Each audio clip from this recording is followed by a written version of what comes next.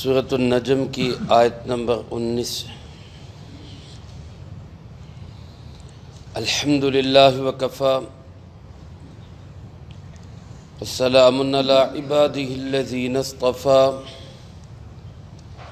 خصوصا علی سید الرسل وخاتم الانبیاء وعلی آلہ واصحابہ الاتقیاء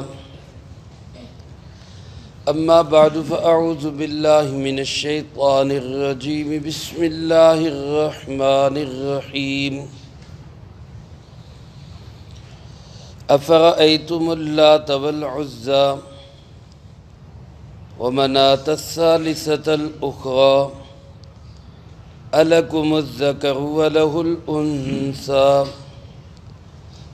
تلك إذن قسمة ضيزى إن هي إلا أسماء سميتموها أنتم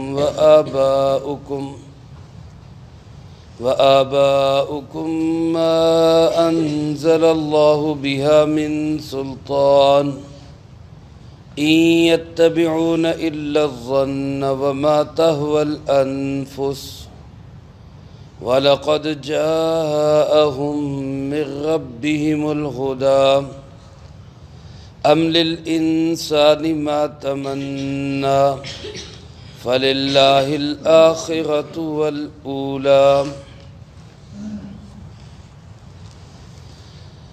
أَفَرَأَيْتُمُ اللَّاتَ وَالْعُزَّىٰ کیا بھلا بتاؤ کہ یہ جو لات ہے اور عزا ہے، ومناة الثالثة الأخرى اور تیسرا منات ہے ان سے پیچھے، أَلَكُمُ الذَّكَرُ وَلَهُ الْأُنثَىٰ کیا تمہارے لیے تو مرد ہوں اور اللہ کے لیے لڑکیاں ہوں؟ تِلْكَ إِذًا قِسْمَةٌ ضِیزَىٰ تب تو یہ بڑی بے ڈھنگی تقسیم ہے۔ ان ہی الا اسماء کچھ نہیں ہے یہ مگر چند نام ہیں، سمیتموہا انتم وآباؤکم جو گھڑ لیے ہیں تم نے اور تمہارے آبا نے، ما انزل اللہ بہا من سلطان اللہ رب العالمین نے نہیں نازل کی اس کے متعلق کوئی سند، ان یتبعون الا الظن نہیں یہ پیروی کر رہے مگر وہمی خیالات کی، وما تہوی الانفس اور اپنے نفس کی خواہشات کی، وَلَقَدْ جَاءَهُم مِّن رَّبِّهِمُ الْهُدَىٰ جبکہ آ چکی ان کے رب کی طرف سے ان کے پاس ہدایت، ام للانسان ما تمنا کیا انسان کے لیے وہی کچھ ہوگا جس کی اس نے تمنا کی؟ فللہ الآخرۃ والأولیٰ تو سن لو آخرت اور دنیا کا مالک صرف اللہ ہے۔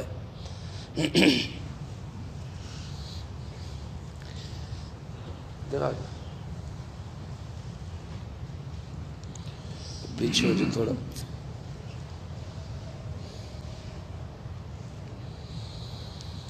اس سے پہلی آیات مبارکہ میں اللہ رب العالمین نے جناب محمد کریم صلی اللہ علیہ وآلہ وسلم کی رسالت کو بیان کرتے ہوئے آپ کی طرف آنے والی وحی کے راستوں کے محفوظ ہونے کو بیان فرمایا کہ آپ صلی اللہ علیہ وسلم تک جو اللہ کا پیغام آیا ہے، وحی آئی ہے، وہ بالکل محفوظ راستوں سے آئی، اس میں کسی قسم کے شک و شبہ کی کوئی گنجائش نہیں۔ جب یہ بات ثابت ہو گئی تو پیغام الہی کیا ہے، اللہ رب العالمین کا وہ پیغام کیا ہے؟ وہ پیغام اللہ کی توحید کا ہے۔ میرا آپ کا ہر مسلمان کا یہ عقیدہ اور نظریہ ہے، قرآن و سنت نے ہمیں بتلایا ہے کہ اللہ ایک ہے، اس کا کوئی ساجی اور شریک۔ آپ بھی سارے مل کے کہہ دیں اللہ ایک ہے، اس کا کوئی ساجی اور شریک۔ عرب کے لوگ جس طرح وہ رسول اللہ صلی اللہ علیہ وسلم کی مخالفت کرتے، آپ کو نبی ماننے کے لیے تیار نہیں تھے، اسی طرح وہ اللہ رب العالمین کو ایک ماننے کے لیے بھی تیار نہیں تھے۔ حضرت سیدنا ابراہیم علیہ السلام کی یہ اولاد ہے، اور حضرت ابراہیم علیہ السلام توحید والے تھے، شرک سے بیزار تھے، اور انہوں نے بیت اللہ کو تعمیر کیا، اللہ کا گھر بنایا، توحید کا مرکز بنایا، اور پھر ان کے بعد کم و بیش 1000 سال تک عربوں کے اندر کہیں دور دور تک شرک کا کوئی نام و نشان نہیں تھا۔ رسول اللہ صلی اللہ علیہ وسلم کی بعثت سے کوئی 500 سال پہلے عرب کے اندر ایک شخص آیا، عمرو ابن لوحی، اس نے سب سے پہلے شرک کا آغاز کیا، اور جب رسول اللہ صلی اللہ علیہ وسلم کی ولادت ہوئی، اس وقت تو پورا عرب کا معاشرہ شرک میں یوں کہہ لیں کہ گوڈے گوڈے بلکہ گردن گردن ڈوبا ہوا تھا، حتیٰ کہ اللہ کی توحید کا مرکز بیت اللہ، اس بیت اللہ کے اندر بھی بت رکھے ہوئے تھے، اور 20 نہیں سینکڑوں بتوں کے پجاری تھے یہ لوگ۔ ان میں سے 3 بت جو بڑے اہم اور بڑے سمجھے جاتے تھے، اللہ رب العالمین نے نام لے کر ان بتوں کی تردید کی۔ اللہ پاک فرماتے ہیں فَرَأَيْتُمُ اللَّاتَ وَالْعُزَّى وَمَنَاةَ الثَّالِثَةَ الْأُخْرَى، ذرا سوچو تو صحیح، غور تو کرو، دیکھو تو صحیح، اور بتلاؤ تو صحیح کہ یہ جو لات ہے، عزا ہے، منات ہے، ان کی حقیقت کیا ہے؟ علماء نے لکھا ہے کہ جو طائف کے لوگ تھے، بنو ثقیف، یہ لات کی عبادت کرتے تھے، یہ بھی ایک بت کا نام ہے، اور منات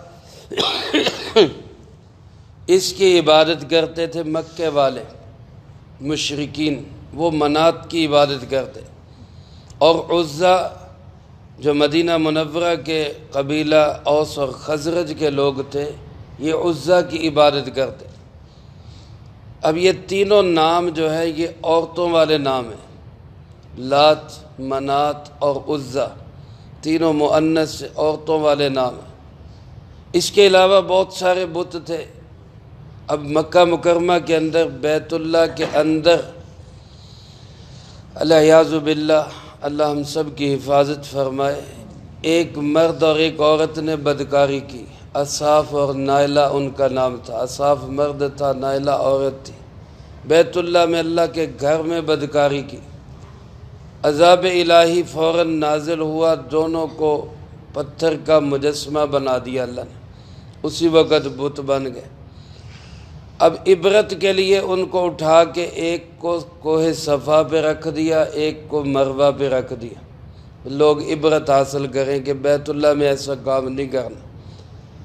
لیکن اب زمانے کے گزرنے کے ساتھ شیطان ظالم نے انہی بدکردار مرد عورت کی عبادت پہ لگا دی، صفا پہ رکھے ہوئے بت کی بھی عبادت شروع ہو گئی، مروہ پہ رکھے ہوئے بت کی بھی عبادت شروع ہو گئی، یہاں تک کہ پھر لوگ یہ سمجھنے لگے کہ یہ جو صفا اور مروہ کے درمیان چکر لگتے ہیں، یہ بھی شاید انہی بتوں کی وجہ سے لگائے جاتے ہیں، یعنی وہ اصل روایت ہی بھول گئی کہ یہ تو اماں ہاجرہ کی سنت ہے۔ لوگوں نے یہ سمجھنا شروع کر دیا کہ ان کی وجہ سے یہ چکر لگائے جاتے ہیں، حتیٰ کہ جب آپ نے بت پرستی کو ختم کیا تو بعض لوگ صفا مروہ کی سعی کو بھی چھوڑنا چاہتے تھے تاکہ ہمارے دلوں میں یہ بھی نہ رہے، تو اللہ رب العالمین نے فرمایا کہ نہیں، ان الصفا والمروۃ من شعائر اللہ، یہ تو اللہ کی علامات اور شعائر ہے، یہ کوئی سعی جو ہے یہ ان کی وجہ سے نہیں تھی، یہ تو ایک اماں ہاجرہ کی عاشقانہ ادا ہے، اس کو تو ادا کرنا ہے تم۔ تو گویا یہ اس حد تک یہ گر چکے تھے، اخلاقی پستی تھی، عقیدے کی کمزوری اور توہم پرستی تھی کہ جس بت کو، جس شعبدے کو، جس کسی عجیب چیز کو دیکھا اس کی عبادت شروع کر۔ یہ میرے بھائیوں انتہائی گراوٹ ہوتی ہے کسی انسان کی۔ آج ہمارے ہاں بھی اسی طرح کے کچھ نام گھڑے ہوئے، اللہ نے ان کو بھی فرمایا کہ یہ بس نام ہے، ان کی حقیقت کوئی نہیں۔ ہم نے بھی بس ایسے ہی کچھ نام گھڑ لیے، فلاں جگہ پہ جائیں گے تو یہ مسئلہ حل ہوگا، فلاں جگہ پہ جائیں گے تو یہ مسئلہ حل ہوگا۔ حقیقت یہ ہے کہ سارے مسئلے حل کرنے والا صرف کون ہے؟ اللہ کے سوا کوئی مسئلے حل نہیں کر سکتا۔ مشکل کشا بھی صرف کون، حاجت روا بھی صرف کون ہے، بگڑی بنانے والا بھی صرف کون ہے؟ یہ سب باقی بیہودہ نام ہے صرف، اس سے آگے ان کی کوئی حقیقت نہیں۔ چنانچہ اللہ پاک سوال کرتے ہیں، بتاؤ تو صحیح ذرا لات کی حقیقت کیا ہے، منات کی حقیقت کیا ہے، عزا جو تیسرا اور ان کے پیچھے اس کی حقیقت کیا ہے؟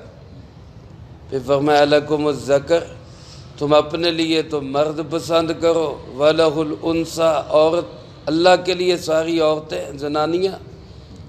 ایک تو اس میں ان کے بیہودہ عقیدے کی تردید ہے۔ عرب کے لوگ کہتے تھے کہ فرشتے جتنے ہیں یہ سب کیا ہے؟ اللہ کی بیٹیاں ہیں۔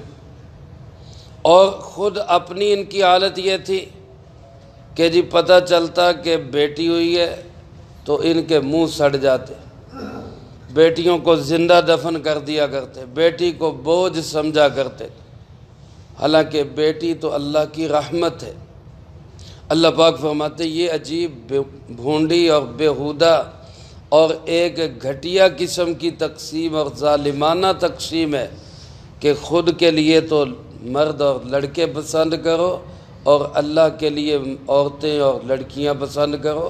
یہ کیسی تقسیم کر رہے؟ یہ نہیں کہ لڑکیاں کوئی بوجھ ہیں، اللہ نے اس لیے کہا، اللہ کے لیے تو لڑکے کہنا یہ بھی ظلم ہے۔ کسی کو اللہ کا بیٹا بنانا، کسی کو اللہ کا لڑکا قرار دینا، یہ بھی کیا ہے؟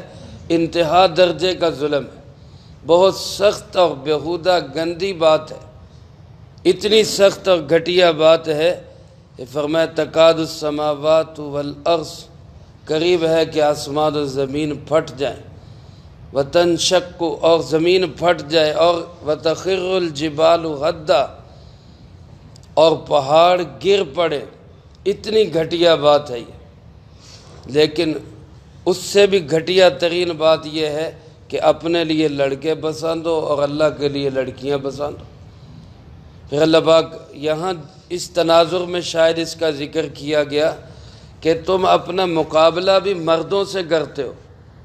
جنگ کے میدان میں کوئی عورت سامنے آ جاتی تو عرب اس سے مقابلہ نہیں کرتے، اور اللہ کے مقابلے میں جن کو بنا رہے ہو وہ ساری مؤنثات، لات بھی مؤنث، منات بھی مؤنث، عزا بھی مؤنث۔ اپنا مقابلہ مردوں سے اور اللہ کا مقابلہ عورتوں سے۔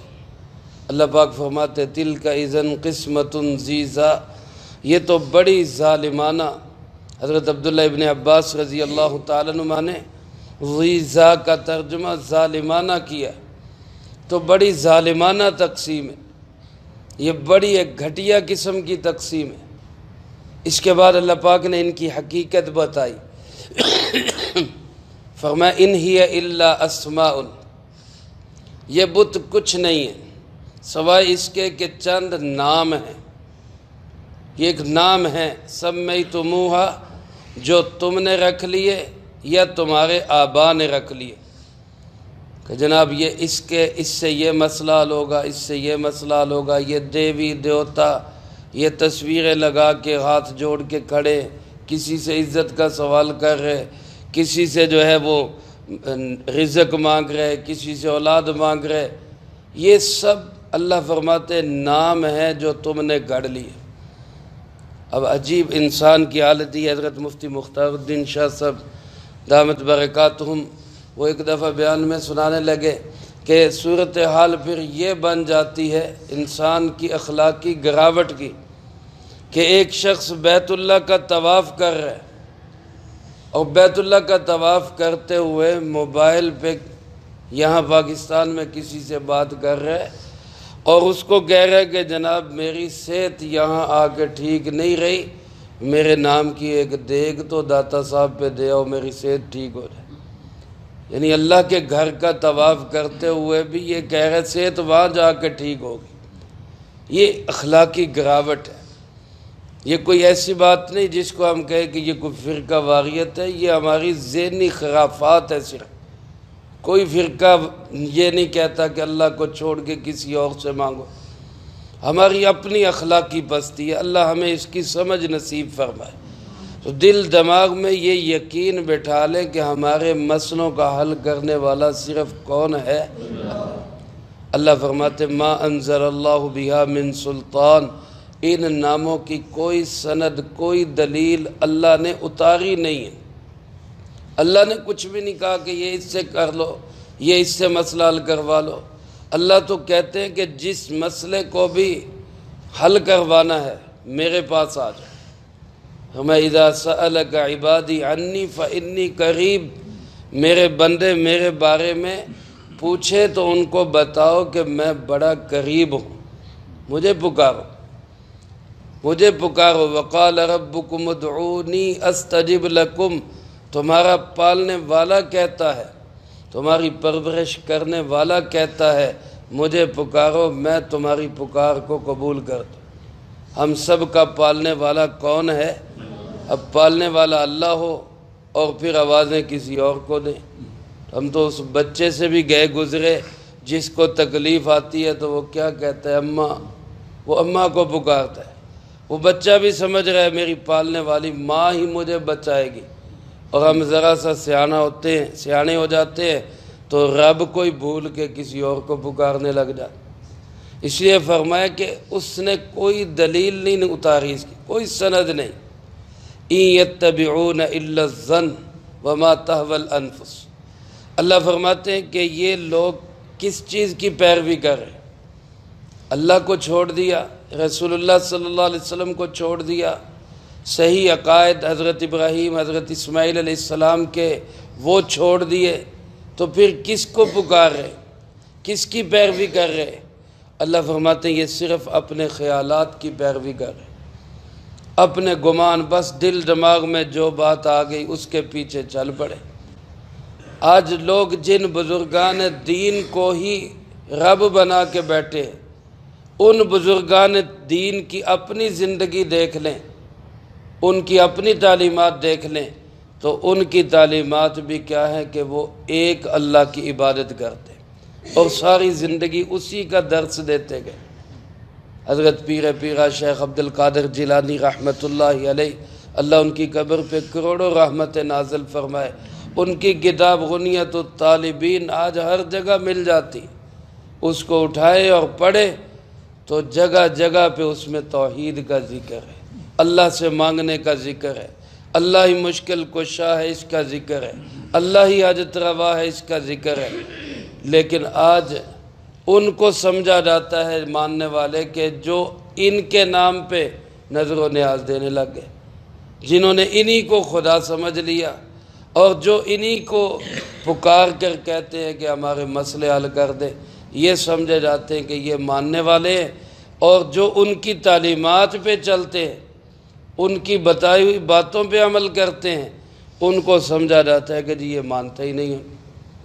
تو میرے عزیز دوستو، ماننے نہ ماننے کی بات نہیں، جو حق اور سچ ہے وہ یہی ہے کہ ان سب حضرات کی تعلیم بھی کیا ہے کہ اللہ ایک ہے۔ سارے بولو اللہ، اس کا کوئی ساجی اور شریک نہیں ہے۔ اللہ ہمیں یہ عقیدہ نصیب فرمائے۔ اس کے سوا جو ہے وہ سب وہمی خیالات، اس کے علاوہ کچھ نہیں۔ اور اللہ فرماتے ہیں یہ وہمی خیالات بھی اس وقت ہیں جبکہ وَلَقَدْ جَاءَهُم مِّن رَّبِّهِمُ الْهُدَىٰ، رب کی طرف سے ان کے پاس ہدایت بھی آ چکی۔ چلو پتہ ہی نہیں چلا جی، ہدایت آئی نہیں، بات پہنچی نہیں، کسی نے بتایا ہی نہیں۔ حالانکہ علماء نے لکھا ہے اگر کوئی ایک انسان جنگلوں کے اندر ہو، پہاڑوں کی بلندیوں پہ ہو، صحراؤں میں ہو، جہاں تک کوئی بھی اس کو بتانے والا نہیں پہنچا، باقی دین کی کسی بات کی پوچھ اس سے ہو نہ ہو، توحید کی پوچھ ضرور ہوگی۔ اللہ کو ایک مانا کہ نہیں، کیوں کہ اللہ کے ایک ہونے کے دلائل اتنے ہیں، سورج ہے، چاند ہے، رات اور دن ہے، صحرا کے اندر اس ریت کے ذرات ہیں، پہاڑوں پہ خود پہاڑ ہے، سمندروں میں ہے تو سمندروں کا، دریاؤں کا پانی، ہر چیز اس بات کو بول بول کے بتاتی ہے کہ اللہ ایک ہے، اس کا کوئی ساجی اور شریک نہیں۔ لیکن جب ہدایت آ جائے اور پھر انسان گمراہی پہ چلے تو اس سے بڑا گویا کہ اللہ کا احسان فراموش اور کون ہوگا۔ اللہ نے اس کو بتا بھی دیا، یہ پھر غلط راستے پہ چل رہا ہے۔ اللہ پاک فرماتے ہیں کہ کیا بھلا انسان وہی چیز پالے گا جس کی اس نے تمنا کی۔ خواہشات پہ بھی کچھ ہوتا ہے، محض خیالات سے بھی کبھی کسی کا گھر بنا ہے۔ ایک بندہ بیٹھ کے بس سوچتا رہے اور تمنا کرتا رہے میرا اتنا بڑا کاروبار ہو جائے، اتنی بڑی جگہ بن جائے، اتنا بڑا گھر بن جائے، تو کیا صرف سوچنے سے بھی کچھ ہوتا ہے؟ محض آرزوں اور تمناؤں سے بھی بھلا گھر بنتے ہیں۔